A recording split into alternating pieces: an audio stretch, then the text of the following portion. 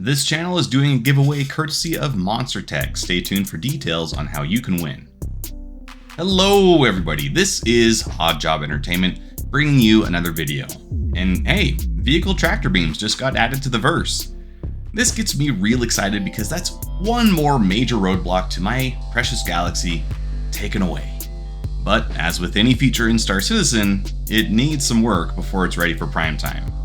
The primary issue that I've seen in other people's streams is the lack of control brought about by the limited perspective of the camera view. Currently, all the tractor beams that we have now have the view locked to the beam head itself. But what about future ships? Will it always be like this? I should hope not. The current limitations will become even worse if other perspectives are added. Imagine for a moment that we do have the Galaxy in-game. If you were to load the ship as we can currently guess is the intention, you'll be pulling cargo in from the center of the cargo bay doors, right?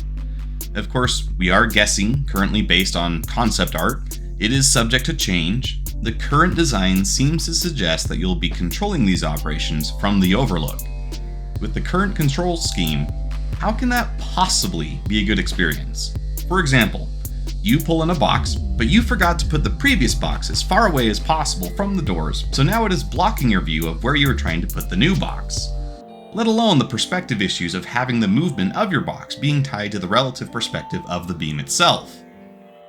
I think there is a simple solution, however, something I'd call precision mode, as it could be implemented alongside the current control scheme as a potential incentive for particular ships and brands. Precision mode, as I imagine it, has the tractor beam lock onto an object, and then the classic 6 degrees of freedom controls that we have for ships then apply directly to the object itself.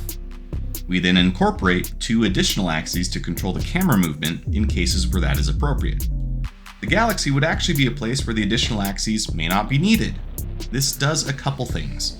First, it decouples the movement of your camera from the dependent movement of the object. Now you can look around and check your surroundings without banging this box around inside your cargo bay. As you can imagine, with more volatile cargoes, this would be pretty important. The other thing this accomplishes is making those 6 degrees of freedom movement just as granular as it is for ships. If I want to go straight up in my ship, I can do so. I just hit the spacebar, right? Actually, in my case, I twist the left stick, but it's the same idea. If I do the same physical movement in precision mode, I'd expect to see the object move straight up relative to the cargo bay volume. If you want to strafe in the horizontal plane in your ship, you use W, A, S, and D. If you want the object to move along the horizontal plane, same deal. Because we do have so many irregular shaped objects we'll be wanting to move, rotation axes are also important. On mouse and keyboard, this is handled by the mouse movement and Q and E. I'd do the same thing for the object. Again, this is all relative to the cargo volume and the perspective of the player. Think how it looks when you fly in third person, right? This would be something similar to that. Finally, we incorporate 2 more axes so that you can control your camera's perspective independently. This could be done with the arrow keys on mouse and keyboard. For dual stick users like myself, this would probably be remapped to the thumbstick on one side. In a similar vein, for ships with a cargo bay set up like the Galaxy is, if you choose to give it a couple cameras, cycling between them gives you a different perspective of the room, and the controls switch to operate relative to the current equipped perspective. This control scheme would make it such that movement along one axis is very easy to do, where currently everything gets blended and rather messy pretty quick because you have no direct control over the translation axes of the object, and the movement thereof is tied directly to the rotation of your camera. By comparison, this method gives you granular control over all 6 degrees of your object and makes it so that you can observe the room with the camera. Making the movement more predictable and intuitive also makes it so that skill becomes more relevant. While moving things in steps, only touching one axis at a time is something anyone can do, blending those axes together again makes for much more efficient cargo loading. This is similar to the difference between a first-time pilot and a seasoned veteran. Some ships, though, such as the Cutlass, might not have access to precision mode. This could be justified from a lore perspective, with the Drake family focusing on affordability, and so they didn't implement the extra processing required to enable precision mode on their ships. On the opposite end of the spectrum, the Galaxy, with its larger bay and dedicated tractor station, would have precision mode, possibly a couple camera angles, and the whole shebang. Many other ships, like the C-1, would probably be somewhere in the middle. They wouldn't have various camera angles, but they do have access to precision mode. In this way, there is a lot of variety in the quality of life for any given cargo operation. I can definitely see people, though, making the accusation that I'm probably playing favorites to the Galaxy here. I am. I am human after all, so I am a bit biased, so let's talk about another ship that currently struggles due to perspective issues. No surprise here, it's the Caterpillar. This is already a weird ship just to fly, as the side-mounted cockpit relative to the extreme length makes it a bit awkward at times to know where you are in relation to obstacles. However, this is compounded by the tractor beam gameplay. Now, you need to move objects in 3D space relative to the tractor beam station with very little visual indicators to help you know where things are in relation to each other. Furthermore, you lose sight of the objects you are loading before they make good contact with the cargo grid. This makes the Caterpillar a prime example of where the different camera viewpoints are critical. If you can cycle between cameras located in each cargo pod, suddenly cargo loading in the Caterpillar will be significantly easier. I also think the Caterpillar highlights the need for either very loose tolerances on obstructions or for having various sub-beams. The tractor beam, by virtue of its purpose, must have access to reach all parts of a ship's cargo grid. If the physical structure of a ship block off sections from view from the tractor station, that's not a good implementation. It completely negates the purpose of having the tractor station, especially with the consideration that our personal beams are not supposed to be able to do the same things as a ship-mounted beam. So even having someone act as a go-between for each cargo pod to adjust things on the cargo grid may not be sufficient if they can't lift the objects themselves. The recently added Hull C is another prime example. 4 cargo spindles, 4 times the challenge with visual perspective.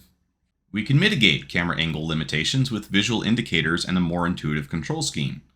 Imagine that while moving an object, a line is projected along the current vector to where it will connect to the cargo grid. In that way, you know where the box is going, and getting things mounted on the many cargo grids of the Hull C isn't a headache. Or if the current vector tells you that you're heading to the wrong spindle with your cargo, then having direct access to the 6 axes of your object makes it much easier to avoid conflicts. You can simply strafe the box around the spindle and keep it going on its way. In doing my research for this topic, I've seen some players suggest having all beams mounted on retractable spindles themselves. Personally, I hate this idea. Just think how awkward that's going to look having these skinny arms sticking out of every ship during cargo operations. This image of the recently announced Zeus CL really drives that home for me. Yes, it does give you a better camera angle, but now you have this very delicate looking arm moving your heavy cargo. It's the equivalent of replacing a construction crane with a fishing rod. It doesn't look right. They technically do the same thing, but you wouldn't use a fishing rod to lift a crate or a pallet of concrete. Simply adding a camera inside at the front of the cargo bay would accomplish the same thing, coupled with a change to the controls. I really hope they revisit that arm extension because I just can't stand it. Again, at the extreme end, how long would that spindle need to be for our bigger ships like the Hull C, the Caterpillar, and various others? This also begs the question of what's to be done with ships that don't natively support tractor beams. Ships like the Carrack or the Constellation, for instance. The obvious answer, there's probably a rework coming down the line. That wouldn't really surprise anyone. In theory, the pods of the Carrack are detachable, and they can be made to operate somewhat like a deployable base. We won't see any of that until proper modularity is in game, but that's the blue sky pitch at least. The current lack of doors, however, on the cargo pods make this one of the worst cargo ships in the game currently. You can't even load single SCU boxes manually, as they won't squeeze through the small man-sized door at the front of the ship, let alone anything bigger. The Connie is a little better off in this respect, as at least with its drop-down cargo bay it can be loaded manually, but these two ships are showing their age and the fact that they were implemented at a time when tractor beams weren't in the game. Now we have to ask ourselves, without a bit of a rework, how far behind will these ships feel once freight elevators are in game? If the only way to load heavier objects onto these older ships is with trolleys like we saw in the Sitcon demo, then you can say goodbye to loading in space as is often required in piracy operations. There are of course a number of ways this can be fixed. Give these ships a tractor beam. Give the Pisces a tractor beam and have it help the Carrack. Give the Carrack side cargo doors. I'm just pointing out that we need to do something. Though, one advantage the Carrack does have over my as-of-yet unrealized love for the Galaxy is a vehicle ramp. CIG stated they don't want to give a ramp to the Galaxy as it would extend its footprint on pads. That's a really dumb reason, especially considering the changes we're looking at for cargo. What do the 890J, Constellation, 400i, and even the 300 series of ships all have in common? That's right, their cargo bay drops down. All that would be required to make the Galaxy capable of carrying ground vehicles in a sensible way is to have some big ol' shocks on the sides of the hangar that allow the floor to drop down. Recently, we've also seen the tractor rifle getting added in the PTU. I've been waiting for this for quite a while. Now that it's here, we really need to start cracking down on what the multi-tool can do. I have and use a Leatherman all the time in real life to get quick jobs done when I don't want to get out a bunch of tools. But each time I do, it's apparent that I'm using an okay tool, but not a great tool. If I'm torquing hard on a screw, the grip becomes rather uncomfortable and I'm not able to get the same level of purchase or leverage that I would if I just grabbed a screwdriver. But in many cases, it's good enough. Until it's not. Then you have to get the right tool for the job. Cutting sticks for kindling for your fire? Leatherman's fine. Cutting firewood? Get a proper saw or axe. The same is intended for the various tractor beams. The multi-tool is great because it can do a lot of things in a small footprint, and it only requires you to take it and a few attachments with you in your pocket. But there is currently not a great level of distinction between it and the rifle. I expect this will change, but now is the time we give feedback. You can currently carry all storage boxes with the multi-tool. I personally feel that this shouldn't be the case. Cap it off at the 8 SCU box, and anything bigger requires a tractor rifle. You can also currently move vehicles with the rifle with relative ease. I think being able to nudge ground vehicles is okay. Think flipping your Nova tank after a bad turn, for instance. But straight lifting it off the ground should require a larger beam than even the rifle. The physical size of the beam head, its mounting solution, and the use case should all reflect their relative strength. No spindly arms for a beam moving multi-ton vehicles, and no picking up those same vehicles as a mere human, and finally, no chucking massive cargo crates with what is essentially a pocket knife. CIG has already talked about making these kinds of changes, so this isn't meant necessarily as a scathing critique of the feature, as it is by their own admission a low-tier implementation in need of much refinement. I'm just voicing my opinion on where and how far these limitations should be implemented. In essence, as with any new feature, there is a host of new questions to consider as well. I hope the critiques offered here are constructive and helpful in getting us to a better playable state. I'm excited to see these in the PU and to get my hands on them for the first time. I haven't had access as of yet, and so I can only really speculate on these topics. All I can say is, I don't envy the ship teams at CIG. They do the best they can with limited information, and it means a lot of rework to keep things in line with the ever-changing state of this game.